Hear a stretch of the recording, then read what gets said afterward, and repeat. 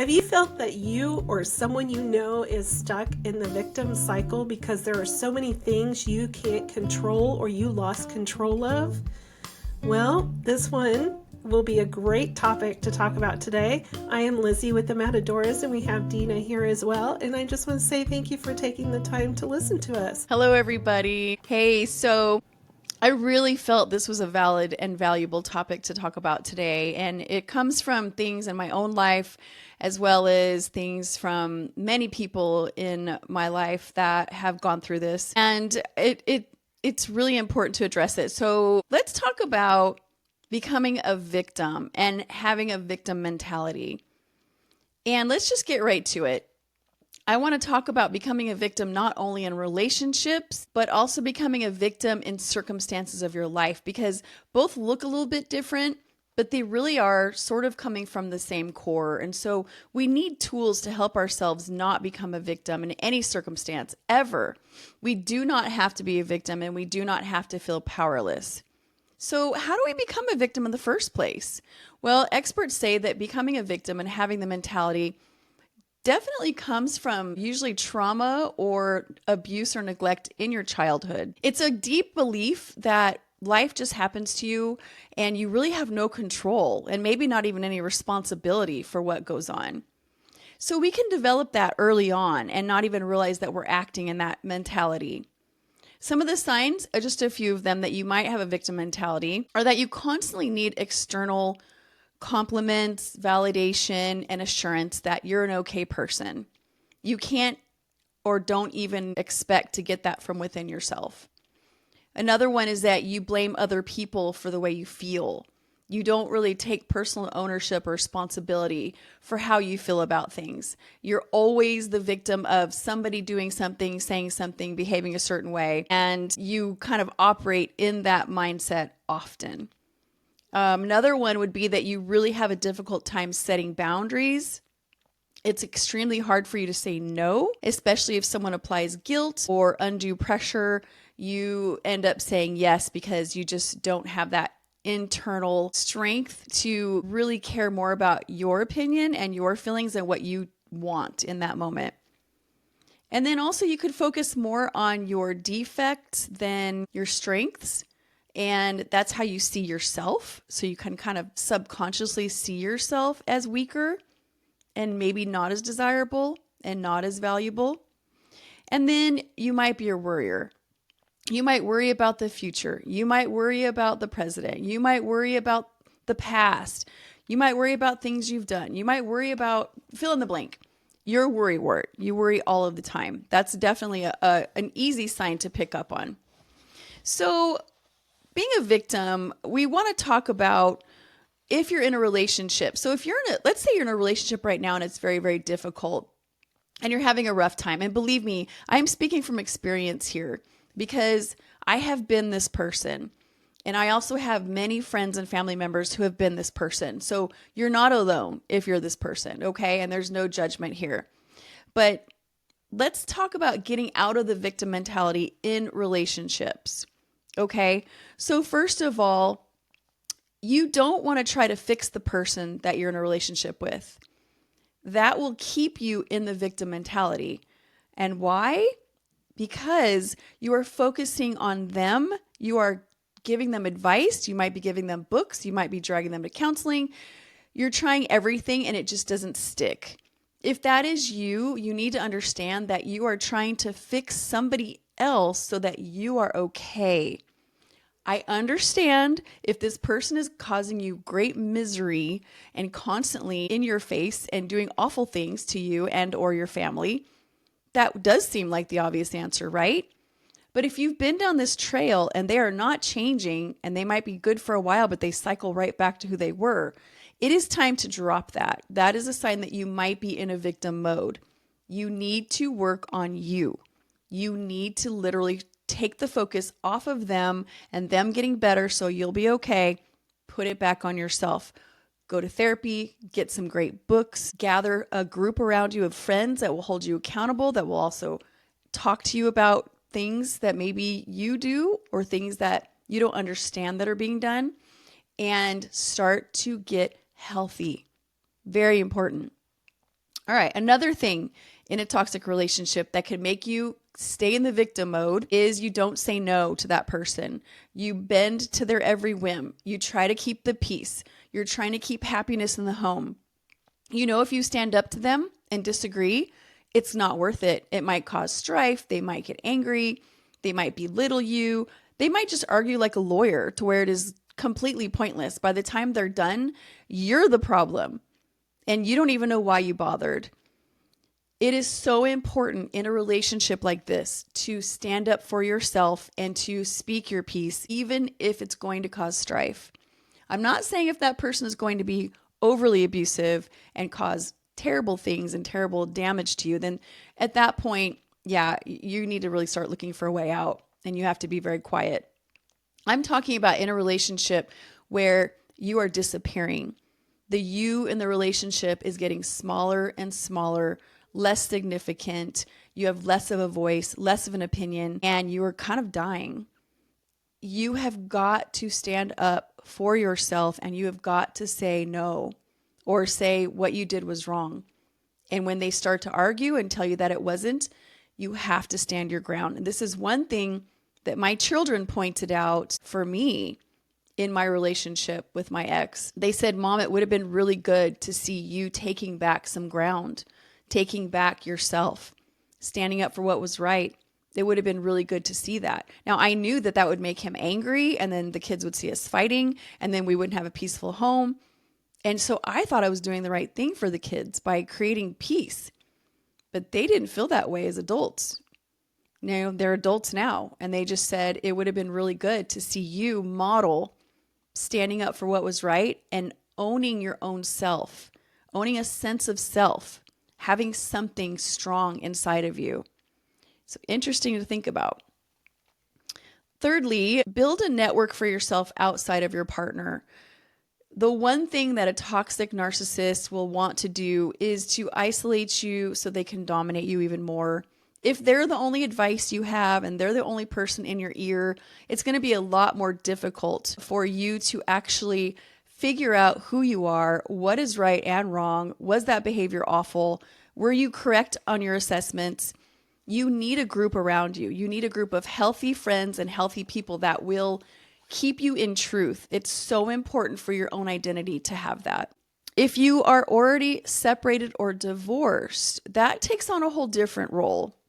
Now, I want to tell you a story of a close family member that I had a few years ago. And this family member and I were, the best of friends. And she went through a separation with her partner, and her partner was extremely domineering and narcissistic. It was a very rough separation. She stood her ground and she got out, and it was wonderful. She did the right things and had freedom for the first time. But as all of us know who've been through this, usually when you get out is when this narcissistic partner shows their real true colors, because they don't have any reason to appease you anymore.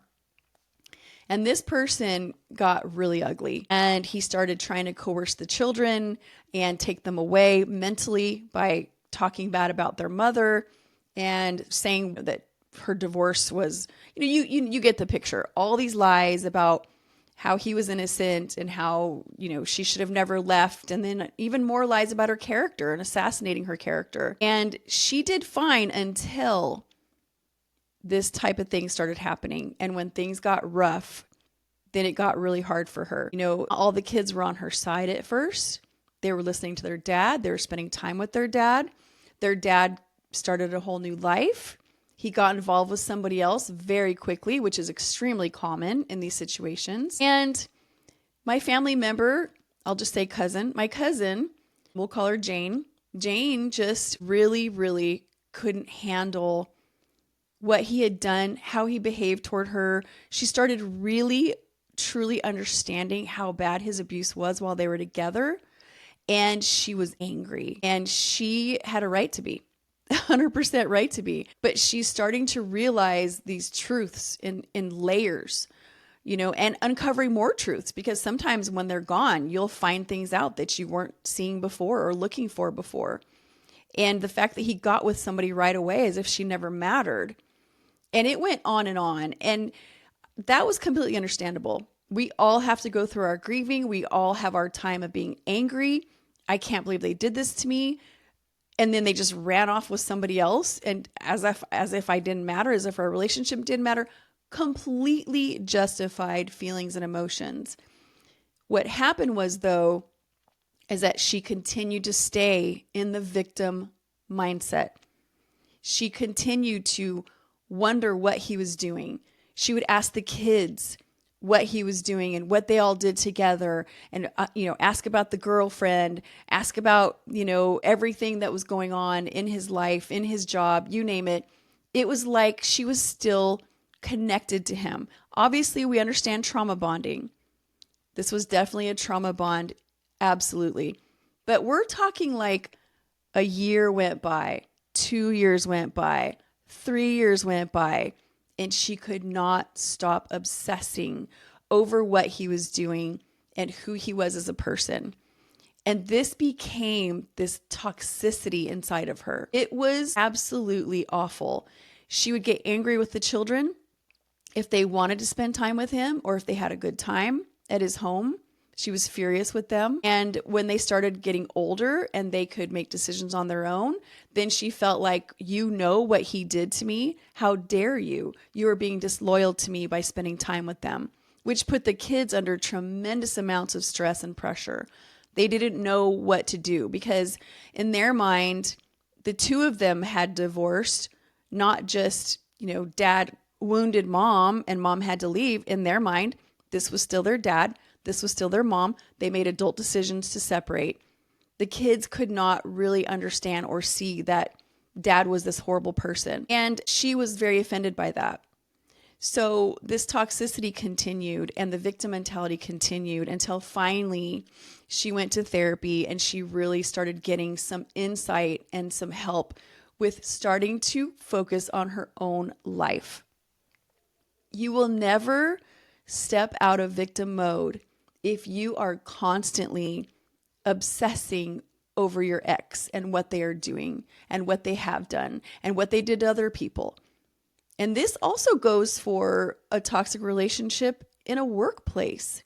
If you had a boss, and I'm guilty of this, if you had a boss that was horrible to you and they did all these despicable, demeaning things to you and maybe even got you fired, you have got to let it go. It is very difficult. Trust me, I know. I obsessed over it in a most ridiculous way for years.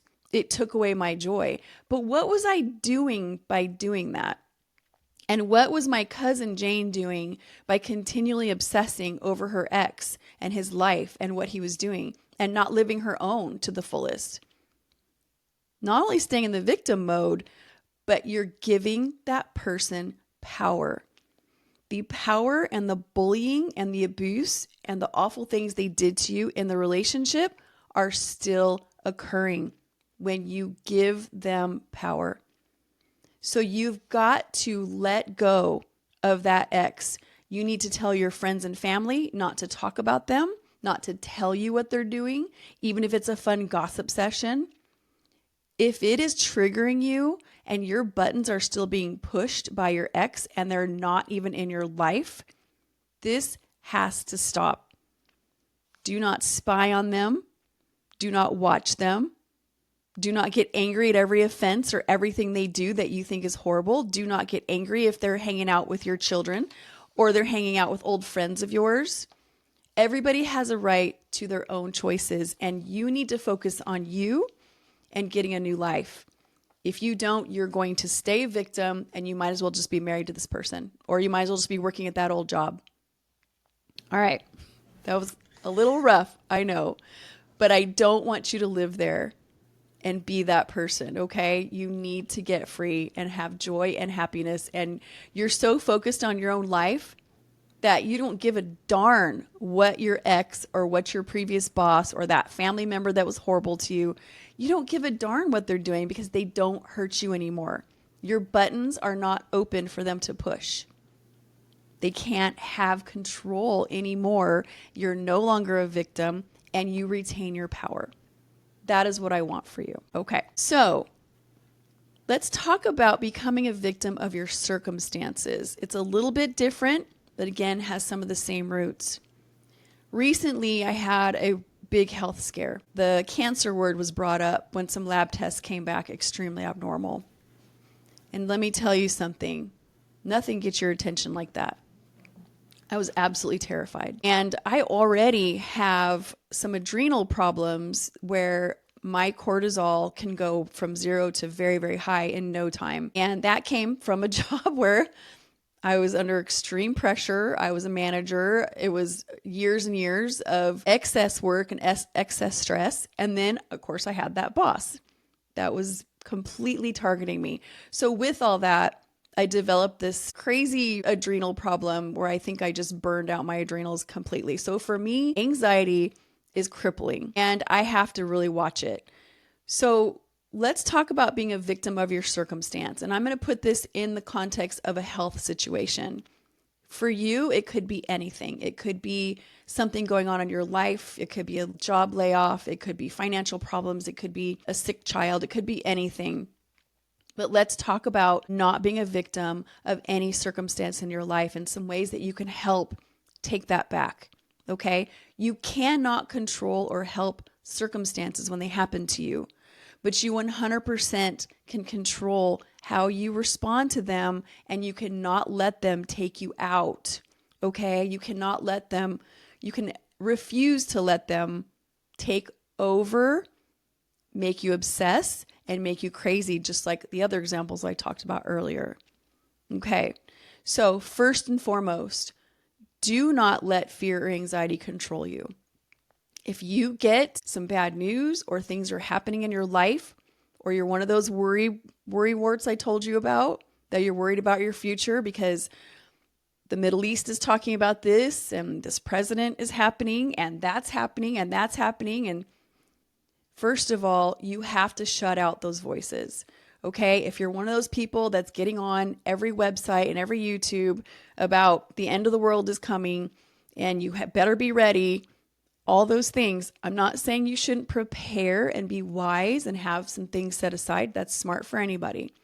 What I'm saying is if you are constantly feeding on fear-mongering, which is what all of these sites do to get clicks and to get a lot of followers, they put fear out constantly, including the media, just the news. I mean, how often do you ever hear good news? You've got to be careful of what you're consuming, okay? If you want peace and joy in your life, you have got to be careful of those people who want to make you a victim, and they want to take your power, and they want to make you buy their product out of terrible fear. There's never ending fear in this world. You will never find something not to be afraid of. It's everywhere. But are you going to live that way? Is that how you're going to exist? Are you going to live just waiting for every single thing to come out of the woodworks and take you out? Control that. Do not let fear or anxiety control you. Anything in your life that is feeding your anxiety or your fear of the future or your fear of this illness or ailment, anything that's feeding that, get rid of it. Yes, you might have to research if it's a reality situation and you got diagnosed with something. Yeah, you might have to research to find out about what this is. But you're doing it because you're going to fight it. You're not doing it because you're getting more and more afraid and you're becoming more and more the victim of it. You're going to have to fight. So when you feel the anxiety coming on you for anything in your life that makes you feel out of control and helpless, stop and control your thoughts. Do not let any thoughts come in your mind that you're going to be taken out in any way, okay? Whatever that looks like. Deep breaths. If you don't know what box breathing is, it's incredible. It will completely change your nervous system, starting with your brain. And it is simply breathing in and holding it for 4 seconds, and then slowly breathing out and holding it for 4 seconds. First responders use this as a way to manage their stress. It's medical. It's amazing. Stop yourself and switch your nervous system into calm mode by having that breathing exercise. Other things that can actually help your anxiety physically are distracting yourself. Find something else to think about. Find something else to do. If you need to stay busy, stay busy. If staying busy causes you anxiety, drop some things out of your life. Whatever it is for you that brings calm and centeredness to your spirit, your soul, your body, you need to start seeking those things out. We're in survival mode here, okay? Meditation or prayer are absolutely powerful. If you don't sleep at night because you're struggling and you're anxious, you get up and get in a hot bath with some Epsom salt. That magnesium is very calming, and have some meditation time. You can look up meditations on Google, or you can look up prayers, whatever it is for you that causes you to feel calm. So yeah, that's all I got. Okay, so anyway, so those are just a few things that'll help you. Okay, secondly, do not focus on the problem. Do not give it power. Do not give it everything that you have as far as your energy goes. Don't do it. Focus on the solution. If you are facing a health crisis, find the solution. If 1 out of 1,000,000 people lived through this health crisis, you're going to be the 1 out of the 1,000,000. You make sure that you tell your circumstances, I am going to be okay. I am going to make it. You have got to find the fight in you. Even if you've never been that kind of person before, you have to find it. You have to dig deep inside you and say, absolutely not. This is not going to be a problem for me. I am going to find a way. And so focus on the problem and the people that have dealt with this problem. Find experts around you, gather some weapons, and plan on a fight. You cannot give in to the fear and anxiety that cripple you and make you want to just freeze. Okay? Think about the generals of old. Think about those heroes that they always talk about in the history books. Do you really think a general ever led his army into the fight knowing that he was just going to die? Do you think he ever walked in there with that mentality of, I'm not going to make it. You're not going to make it, guys. We're not going to make it. We're going to die. So you might as well just call your family. You might as well just let them know you're not going to make it. No, there's a resiliency and a strength of your mind. Those warriors walked into those battles with 100% assurance that they were going to win. They had to. It was absolutely vital for their survival. It was also vital for them to be able to carry out the battle. You can't act when you're afraid. It cripples you physically even. It just drains you of your energy. It drains you of your resolve. You have to put on the battlefront in your mind. And you have to go in there with the idea that I'm going to win. If you don't believe it in your heart because you're too afraid, then you speak it out. You speak it in the mirror. You say, I am going to be whole, I'm going to be healed, and I'm going to be victorious over this situation. You speak it out. And believe me, something about speaking those words out will actually do something in your soul. It literally manifests in your soul if you speak it. And you speak it until you believe it. You don't have to believe it first, but you have to literally speak out into the air, into the energy that is around you. And whether you believe in God or whether you don't, there is still energy around you. And you can make that energy positive, or you can make it negative, and you can just cripple up and just become the victim of it. Don't do that.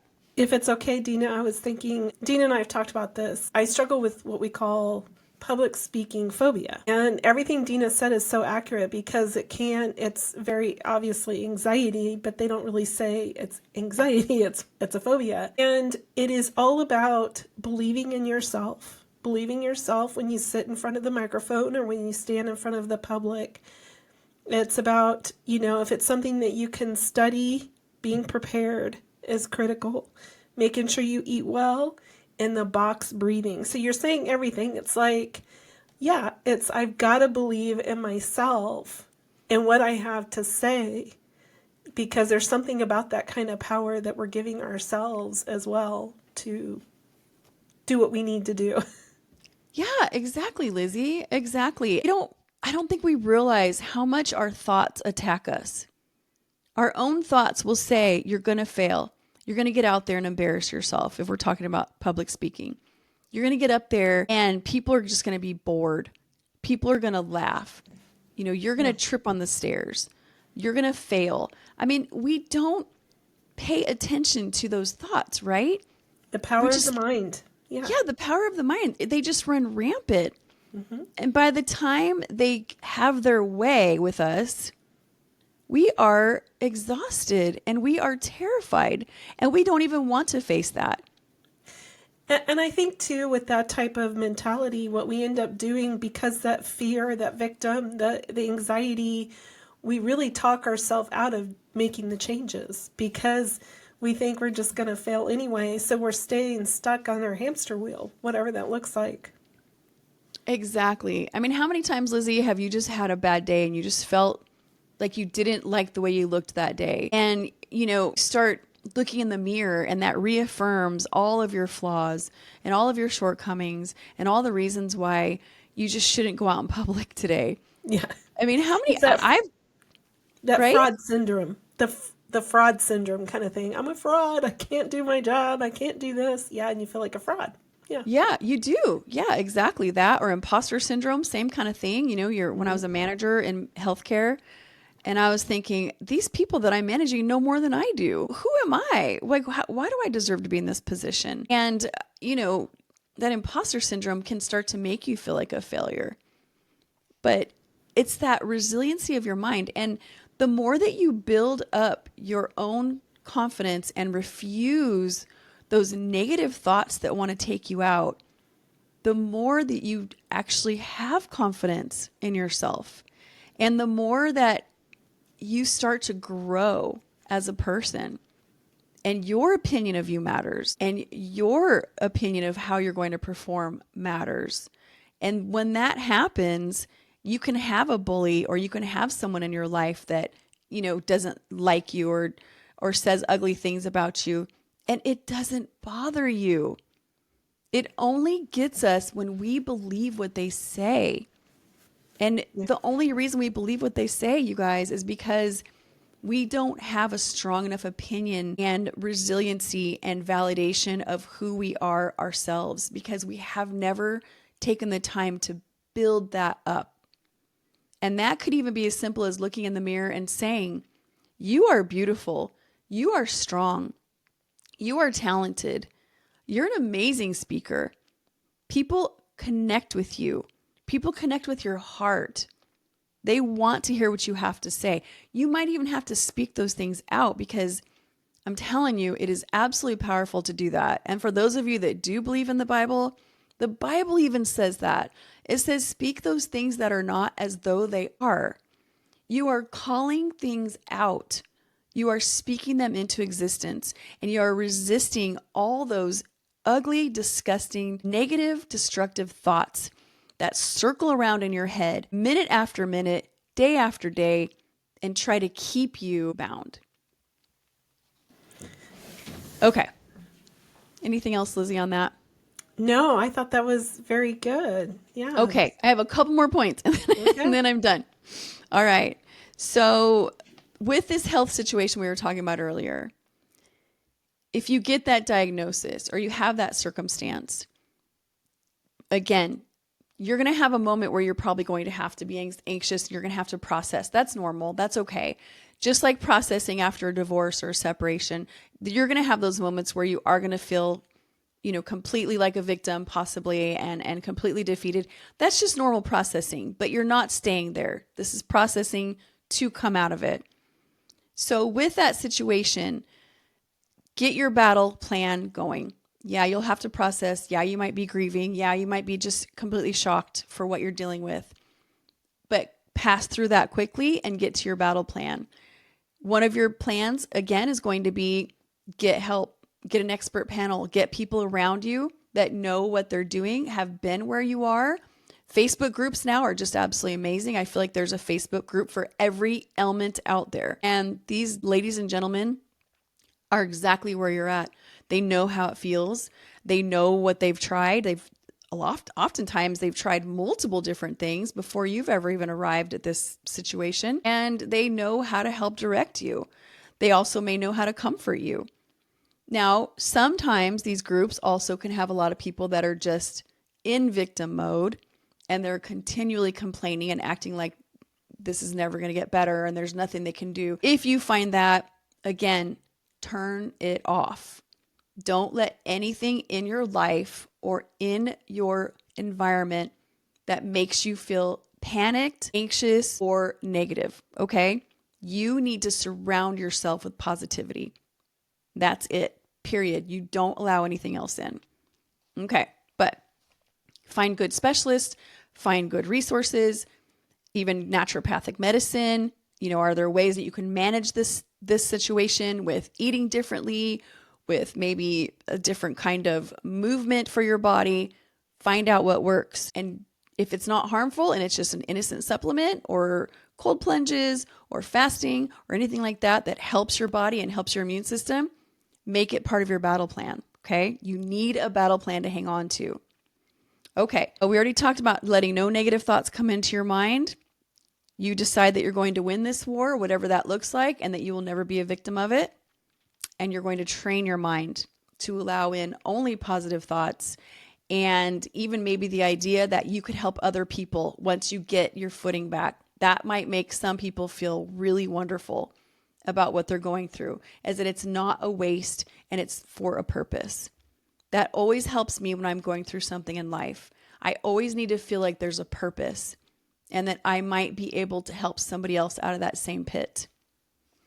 Okay. I think that's what I've got. Oh, you know what, Lizzie? Sorry. I had a couple little points at the end.